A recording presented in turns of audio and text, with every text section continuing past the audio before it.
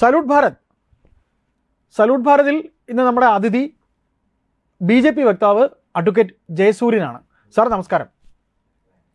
നമസ്കാരം സാർ, നമ്മൾ ഈ തമിഴ്നാട്ടിലെ ഒരു നടനല്ല, വളരെ അദ്ദേഹം ഒരുപാട് നല്ല സിനിമകളൊക്കെ അഭിനയിച്ചാണ്, നല്ല നടനാണ്, പ്രകാശ് രാജ്.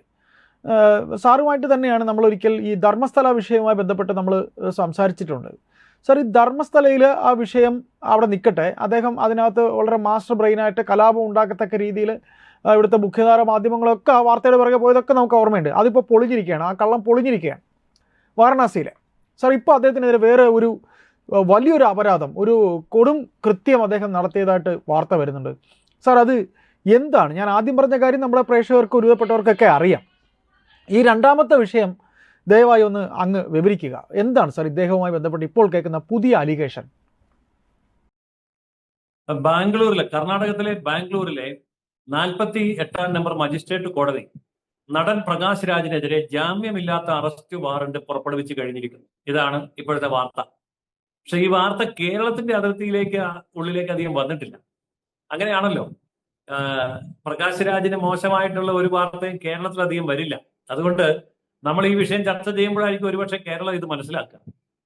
അതായത് ഇദ്ദേഹം 2019 സെൻട്രൽ ബാംഗ്ലൂർ കോൺസ്റ്റിറ്റ്യുവൻസിയിൽ നിന്ന് പാർലമെന്റിലേക്ക് മത്സരിച്ചു. സ്വതന്ത്ര സ്ഥാനാർത്ഥിയായിട്ടാണ് മത്സരിച്ചത്. എങ്കിൽ പോലും ആം ആദ്മി പാർട്ടിയുടെയും CPI, CPM, കർഷക സംഘടനകൾ ഇവരുടെയൊക്കെ വലിയ പിന്തുണ ഉണ്ടായിരുന്നു. ബുദ്ധിജീവികൾ, സാംസ്കാരിക പ്രവർത്തകർ, പത്രപ്രവർത്തകർ, സിനിമാ നടന്മാരെല്ലാം ഉണ്ടായിരുന്നു. അങ്ങനെയാണ് അദ്ദേഹം മത്സരിച്ചത്. ആ മത്സരിച്ച സമയത്ത് സത്യവാങ്മൂലം കൊടുത്തിരുന്നു. അങ്ങനെയാണല്ലോ, സ്ഥാനാർത്ഥികൾ ഇലക്ഷൻ കമ്മീഷന് സത്യവാങ്മൂലം സമർപ്പിക്കണം. ആ സത്യവാങ്മൂലത്തിൽ അദ്ദേഹത്തിന് ഒരു ഇലക്ഷൻ തിരിച്ചറിയൽ കാർഡ് മാത്രമേ ഉള്ളൂ എന്ന് രേഖപ്പെടുത്തി. പക്ഷേ അതിനുശേഷമാണ് അറിയുന്നത് അദ്ദേഹത്തിന് കർണാടകത്തിലും തമിഴ്നാട്ടിലും ആന്ധ്രാപ്രദേശിലും തെലങ്കാനയിലും അടക്കം 4 തിരിച്ചറിയൽ കാർഡുകൾ, ഒരേ പേരിൽ 4 സംസ്ഥാനങ്ങളിലായിട്ട് 4 ഇലക്ഷൻ തിരിച്ചറിയൽ കാർഡുകൾ അദ്ദേഹം കൈവശം വെച്ചിരുന്നു എന്നാണ് ഇപ്പോൾ ഉള്ള കേസ്. ഈ കേസ് കൊടുക്കുന്നത് ബാംഗ്ലൂരിൽ തന്നെയുള്ള K. ദിലീപ് കുമാർ എന്ന് പറയുന്ന അഭിഭാഷകൻ. 2019 ഈ കേസ് വന്നതാണ്.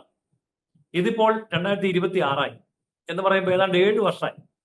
ഈ 7 വർഷത്തിനിടയിൽ ഈ ബാംഗ്ലൂരിലെ 48-ാം നമ്പർ മജിസ്ട്രേറ്റ് കോടതി ഇദ്ദേഹത്തിന് കോടതിയിൽ ഹാജരാകാൻ ആവശ്യപ്പെട്ടുകൊണ്ട് സമൻസ് അയച്ചു. അദ്ദേഹം ഹാജരായില്ല. വാറണ്ട് അയച്ചു, ഹാജരായില്ല. ഇപ്പോൾ ജാമ്യമില്ലാത്ത അറസ്റ്റ് വാറണ്ട് അയക്കേണ്ടി വരികയാണ്. 7ാമത്തെ വർഷമാണ് എന്ന് ഓർക്കണം. കുറ്റം നിസ്സാരമല്ല. അദ്ദേഹത്തിന്റെ സ്വന്തം പേരിൽ 4 വ്യത്യസ്തമായ വോട്ടർ ID തിരിച്ചറിയൽ കാർഡുകൾ 4 സംസ്ഥാനങ്ങളിലായിട്ട് നിലനിൽക്കുന്നു. ഇതിൽ അദ്ദേഹം കോടതിയിൽ ഹാജരായില്ല, അഭിഭാഷകനെ അയച്ചില്ല, കോടതിയുടെ സമൻസിനോടും അല്ലെങ്കിൽ വാറണ്ടിനോടും റെസ്പോണ്ട് ചെയ്തില്ല എന്ന് പറയുമ്പോൾ ഇദ്ദേഹം നിലകൊണ്ടിരിക്കുന്ന ആശയങ്ങളെ കുറിച്ച് നമ്മളൊന്ന് പരിശോധിക്കേണ്ടതായിട്ടുണ്ട്. നമുക്കറിയാവുന്ന പോലെ അദ്ദേഹം ഭരണഘടന ഉയർത്തിപ്പിടിച്ചിട്ടുള്ള സമരങ്ങളിലൊക്കെ ഭരണഘടനയും ഉയർത്തിപ്പിടിക്കാൻ പോകുന്ന കക്ഷിയാണ്. അതുപോലെ കർഷക സമരം വരുമ്പോൾ അതിന്റെ മുമ്പിൽ കയറി നിൽക്കുന്ന കക്ഷിയാണ്. കോക്രോച്ച് പരിപാടി മാത്രമേ ഇദ്ദേഹത്തെ കാണാതെയുള്ളൂ, എന്നാൽ പിന്തുണ കൊടുത്തിട്ടുണ്ടാകാനാണ് സാധ്യത. അതുപോലെ ഭരണകക്ഷിക്കെതിരെ, BJPക്കെതിരെ, RSSനെതിരെ ആഞ്ഞടിക്കുന്ന ആളാണ്. ധർമ്മസ്ഥല പോലെയുള്ള തട്ടിപ്പ്, ഉഡായിപ്പ് സമരങ്ങൾ കൊണ്ടു നടന്ന ആളാണെന്ന് തെളിഞ്ഞിട്ടുണ്ട്. പക്ഷേ ഇദ്ദേഹം ഇന്ത്യയിലെ മതേതരത്വം കാത്തു സൂക്ഷിക്കാനും ഭരണഘടന കാത്തു സൂക്ഷിക്കാനും ജുഡീഷ്യറിയുടെ മൂല്യം കാത്തു സൂക്ഷിക്കാനും എന്നൊക്കെ പറഞ്ഞ് രംഗത്ത് വരുന്ന ഒരു വലിയ ആക്ടിവിസ്റ്റാണ്. പക്ഷെ ഇദ്ദേഹത്തിന്റെ സ്വന്തം കാര്യത്തിൽ, സ്വന്തം തിരിച്ചറിയൽ കാർഡിന്റെ കാര്യത്തിൽ ഒരു കേസ് വന്നപ്പോൾ അദ്ദേഹം കോടതിയെ ബഹുമാനിച്ചില്ല, കോടതിയുടെ സമൻസുകളും വാറണ്ടുകളും മാനിച്ചില്ല. കഴിഞ്ഞ 7 വർഷമായി കോടതിയിൽ ഹാജരായിട്ടുമില്ല. ഇതാണ് ഇപ്പോൾ സംഭവിച്ചിരിക്കുന്നത്. ഇവിടെയാണ് നമുക്ക് പ്രകാശ് രാജിനെ തിരിച്ചറിയേണ്ടത്. ഇപ്പോ 2019 അദ്ദേഹം സെൻട്രൽ ബാംഗ്ലൂർ കോൺസ്റ്റിറ്റ്യുവൻസിയിൽ നിന്ന് പാർലമെന്റിലേക്ക് മത്സരിക്കുമ്പോൾ അവിടെ അദ്ദേഹത്തിന് കിട്ടിയത് 2% വോട്ടാണ്. കെട്ടിവെച്ച കാശ് പോയി. പക്ഷെ ഇവിടെ വിചിത്രമായ ഒരു കാര്യമുണ്ട്. ആം ആദ്മി പാർട്ടി അദ്ദേഹത്തിന് പിന്തുണ പ്രഖ്യാപിച്ചിരുന്നു, അദ്ദേഹത്തിന് വേണ്ടി വന്ന് പ്രസംഗിക്കുകയും പ്രവർത്തിക്കുകയും ചെയ്തു. അന്ന് ആം ആദ്മി പാർട്ടി കത്തി നിൽക്കുന്ന കാലാണ്. CPI-M എന്ന് പറയുന്ന മാർക്സിസ്റ്റ് പാർട്ടി സ്ഥാനാർത്ഥിയെ നിർത്താതെ അദ്ദേഹത്തിന് പിന്തുണ കൊടുത്തു. CPI-M എന്ന് പറയുന്ന കമ്മ്യൂണിസ്റ്റ് പാർട്ടി സ്ഥാനാർത്ഥിയെ പിൻവലിച്ചുകൊണ്ട് അദ്ദേഹത്തിന് പിന്തുണ കൊടുത്തു. ഇതുകൂടാതെ കർഷക സമരത്തിന്റെ പിന്നിൽ അണിനിരുന്ന മുഴുവൻ കർഷക സംഘടനകളും ഒറ്റക്കെട്ടായിട്ട് അദ്ദേഹത്തിന് പിന്തുണ കൊടുത്തു.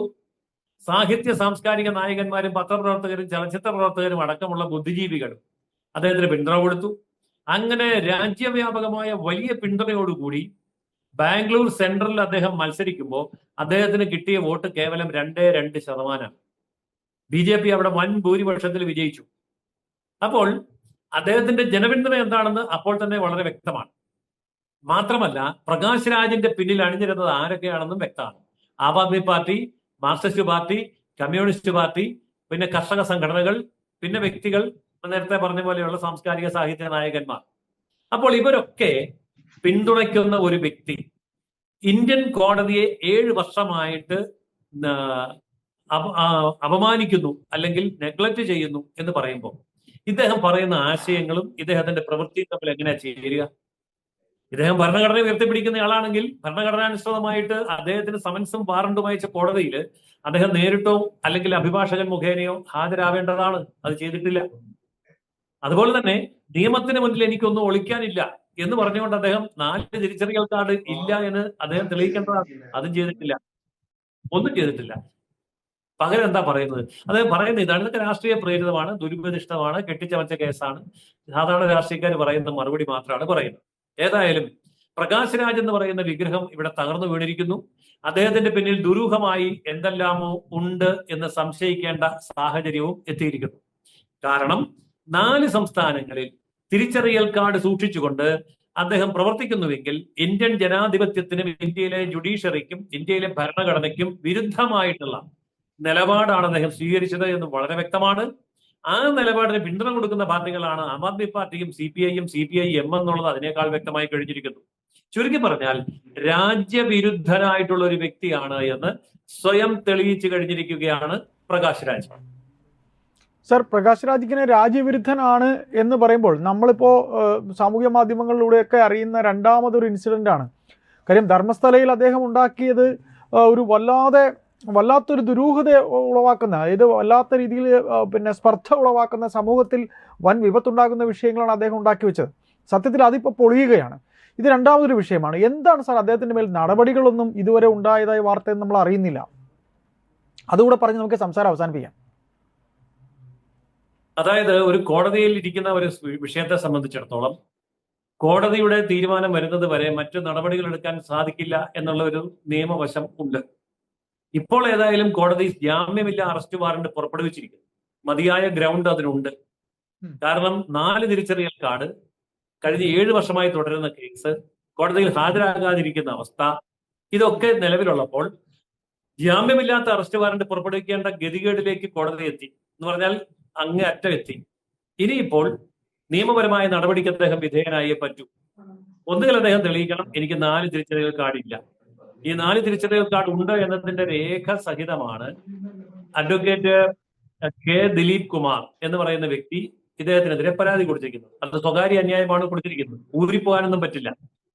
ആ സ്ഥിതിക്ക് ഇദ്ദേഹം നിരപരാധിയാണെന്ന് തെളിയിച്ചില്ല എന്നുണ്ടെങ്കിൽ തീർച്ചയായിട്ടും അദ്ദേഹം ജയിലിൽ പോകും.